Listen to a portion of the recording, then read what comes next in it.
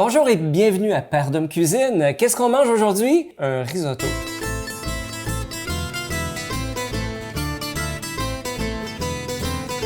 Après la pause estivale, on revient en force aujourd'hui et Pardum Cuisine est en collaboration avec ECDQ.tv. Alors, on fait une équipe du tonnerre ensemble pour lier Évangile et cuisine ensemble. Ça vous tente?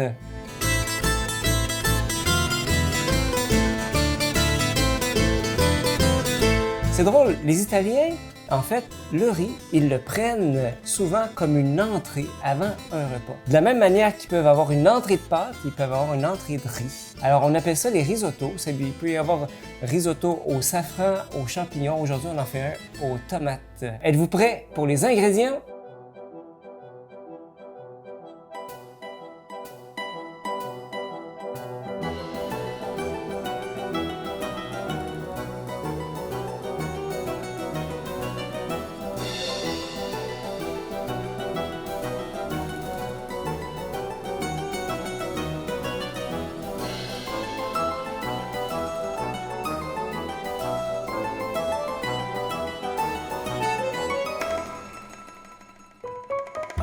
Alors pour les ingrédients, je vous invite vraiment à aller chercher précisément ce qu'on a de besoin. Donc c'est pas n'importe quel riz, c'est du riz arborio, qui est un riz typiquement italien. On va avoir besoin aussi pour le fromage, du fromage Grana Padano, alors qui est un fromage qui est typiquement italien aussi, qui ressemble au fond au fromage parmesan, mais qui n'est pas du fromage parmesan. Et évidemment, donc je vous invite à aller chercher du basilic frais et non séché. Alors, tous ces petits détails, font vraiment la différence pour avoir un très bon risotto. Et enfin, je vous invite à vous munir. On va avoir besoin d'une bonne poêle qui contient pas mal. Êtes-vous prêts? On y va! Alors, on commence en mettant les oignons à feu très bas. Vous voyez, mon feu est un petit peu élevé, mais là, donc à feu très bas, on met l'huile d'olive, les oignons et on fait cuire à peu près une dizaine de minutes jusqu'à ce que les oignons, il faut pas que les oignons roussissent et donc ils doivent comme devenir un peu transparents. Maintenant, nouvelle étape, il s'agit de faire griller le riz arborio à peu près 3 à 4 minutes avec les oignons et ensuite nous pourrons rajouter du bouillon. On peut élever peut-être à 4 le four pour permettre au riz de bien griller.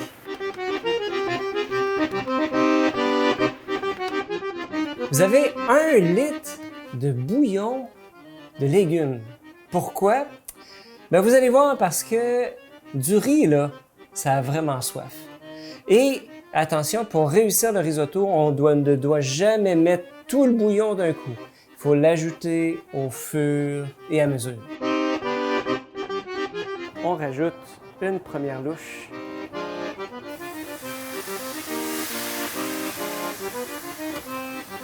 Et le principe, c'est que à chaque louche, le riz va cuire et il va boire à mesure qu'il a soif. Pour faire un bon risotto, il faut mélanger constamment. C'est à cette étape que l'on peut rajouter les tomates et le coulis de tomates. Vous voyez, vous pourriez avoir des tomates rouges seulement. Moi ici, j'ai choisi d'en mettre des jaunes et des rouges. C'est libre à vous. Et on rajoute aussi le coulis de tomates. Alors, mine de rien, il y a quelque chose qui est en train de se passer. C'est que le riz est en train de cuire, à même le bouillon, à même les tomates. Et donc, il faut être attentif que chaque fois que le riz a soif, il faut lui donner à boire. C'est bon?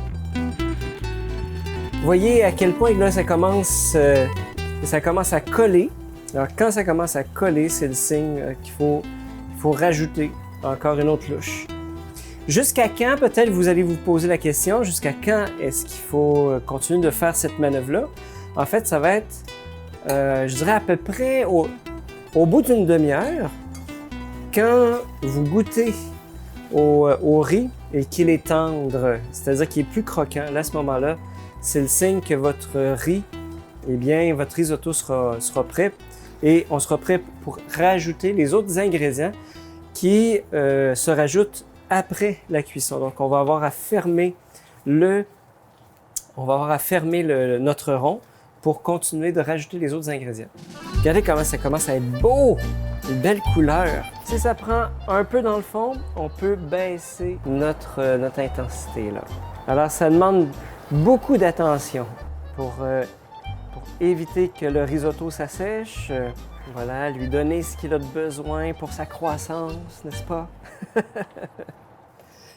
C'est drôle, hein?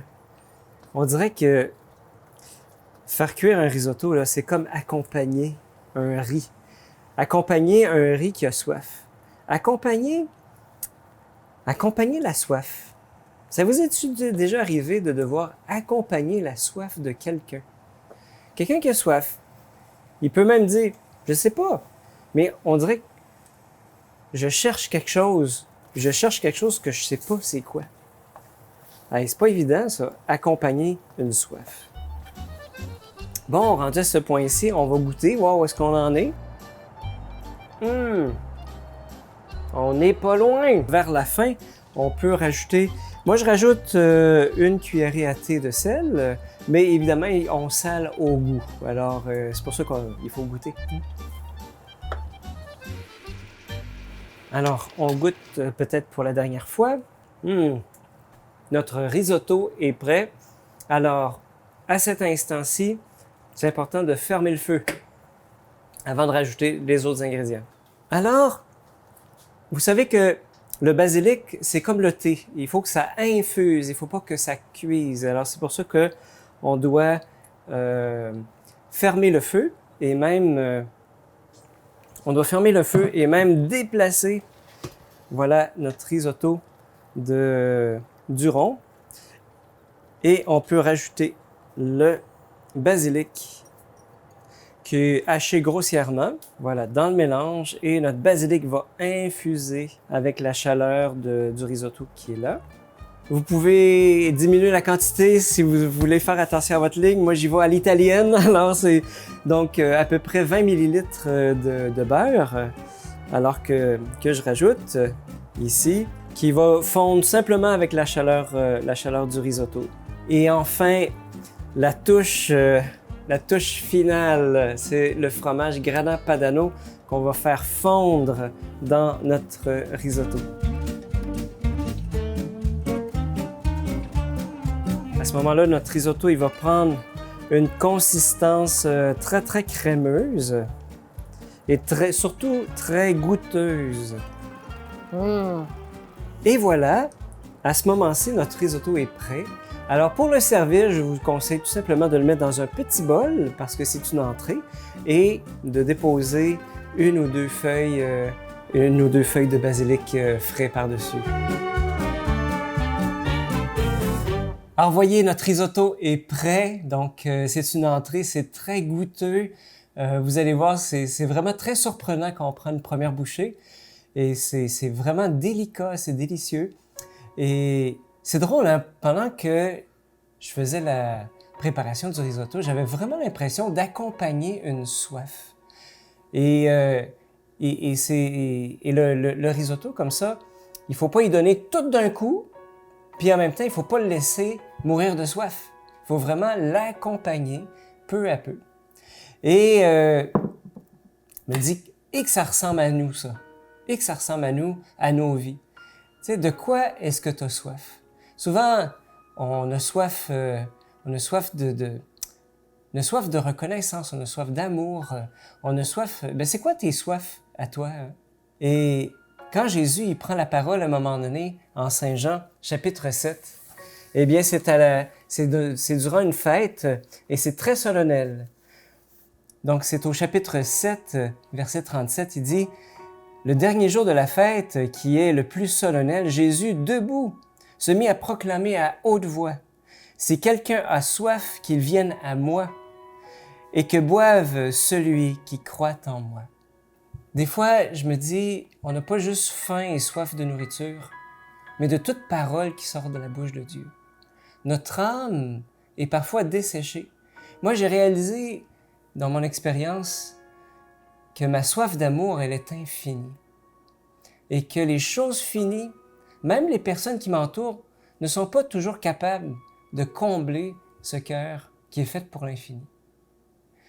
Et souvent, pour moi, la prière, ce contact quotidien avec Jésus me fait penser au risotto qu'on a fait. En fait, je suis comme un risotto qui a besoin de boire à chaque jour. Et pour moi, boire, ben, c'est souvent fermer les yeux et me mettre en lien avec Jésus en disant, ben, Jésus, viens dans mon cœur a soif de toi. Et souvent, quand j'ai pas prié, je me sens desséché. Puis quand je suis desséché, je deviens dur. Alors que quand je bois, eh bien, je sens que je peux donner le meilleur de moi-même, comme mon risotto.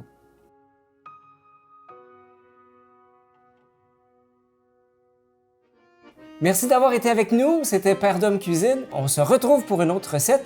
Si vous faites la recette, n'hésitez pas à prendre une photo et puis à mettre en référence notre page Facebook Père Dom Cuisine. Comme ça fait connaître la recette aux autres. Puis surtout, pour moi, ma joie, c'est une recette qui est facile à faire. Faites-vous confiance. Lancez-vous et vous allez voir, le risotto, ça impressionne vraiment les gens qui connaissent pas ça. Alors, je vous souhaite une bonne journée. N'hésitez pas à aimer, à partager, à liker. Et surtout, je dis un gros merci à toute l'équipe de ECDQ pour leur collaboration. Je vous souhaite une très bonne journée!